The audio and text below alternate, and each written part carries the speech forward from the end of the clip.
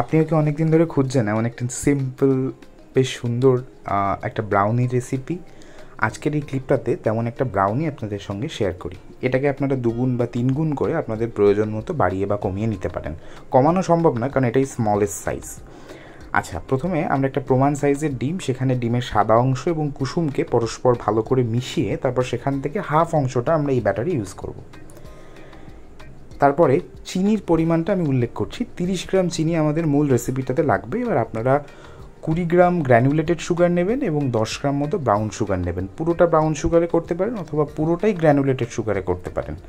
তারপরে ডিম আর চিনিটাকে ভালো করে মিশিয়ে এই প্রিমিক্সটা আমরা ওর মধ্যে অ্যাড করব। প্রিমিক্স বলতে কিছুই না, সাধারণ যে ময়দা অথবা কেক ফ্লাওয়ার যে কোনোটাই আপনারা ইউজ করতে পারেন। এখানে 20 গ্রাম ময়দা রইল আর 15 গ্রাম আমরা কোকো পাউডার ইউজ করেছি। আমি ভ্যান আউটেন মিডিয়াম ব্রাউন অলওয়েজ ইউজ করি, আপনারা সেটাই করতে পারেন, অথবা ডার্ক ব্রাউন বা যে কোনো ব্র্যান্ডের, যে কোনো ভালো ব্র্যান্ডের কোকো পাউডার আপনারা এক্ষেত্রে ইউজ করতে পারেন। আমি আরেকবার উল্লেখ করে দিচ্ছি, 20 গ্রাম ময়দা এবং 15 গ্রাম কোকো পাউডার। আর এই যে লিকুইড মিক্সচারটা, যেটা চকলেটের মতো দেখতে লাগছে, এটা চকলেটই, কম্পাউন্ড চকলেট, কভারচের নয় কিন্তু। হ্যাঁ, কম্পাউন্ড চকলেট আমরা এখানে নিয়েছি 45 গ্রাম মতো এবং তার সঙ্গে নিয়েছি 35 গ্রাম মেল্টেড বাটার। ডাবল বয়লার মেথডে অথবা যে কোনোভাবে এই চকলেট এবং বাটারটিকে একসঙ্গে গলিয়ে নিয়ে তারপরে আমরা মূল মিক্সচারের সঙ্গে এটাকে মেশাবো। মনে রাখতে হবে যে চকলেট আর বাটারের যে মিক্সচারটা আমরা মেশাচ্ছি, এটা কিন্তু লিউকওয়ার্ম থাকাটা বাধ্যতামূলক। একদম ঠান্ডা যেন না হয় এবং খুব গরম যেন না হয়, মোটামুটি হাত দিয়ে টাচ করার মতো গেলেই হবে। 1/4 টিস্পুন ইনস্ট্যান্ট কফি পাউডার আমরা এখানে অ্যাড করব। আপনারা এটা চাইলে করতে পারেন, না চাইলে না করতে পারেন, পুরোটাই অপশনাল।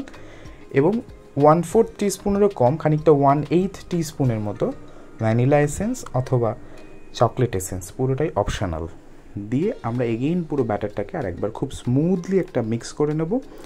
আরেকবার বলে দিই, এই রেসিপিটার ডিটেল যদি আপনারা চান, সেটা লিখিত রূপ আমি ডেসক্রিপশানে অ্যাড করে দেবো, সেখান থেকে দেখেও আপনারা পুরোটা আরেকবার বানিয়ে নিতে পারবেন। এটা কিন্তু খুব মিনিমাল কোয়ান্টিটি, মানে একদমই মিনিমাম একটা কোয়ান্টিটি, একজন মানুষের জন্য বেস্ট সাফিসিয়েন্ট অথবা দুজন মানুষের জন্য বেস্ট সাফিসিয়েন্ট।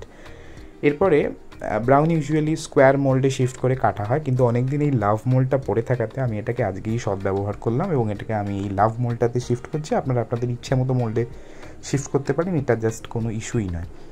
যেটা বরাবরের মতো বলার, আমি শিবম, আমি এবং আমার মা যাদবপুর থেকে একটি ছোট্ট হোম বেকারি চালাচ্ছি লাস্ট 2 ইয়ার্স, এবং এই চ্যানেলে আপনারা বিভিন্ন রকম কেকের রেসিপি দেখতে পারবেন।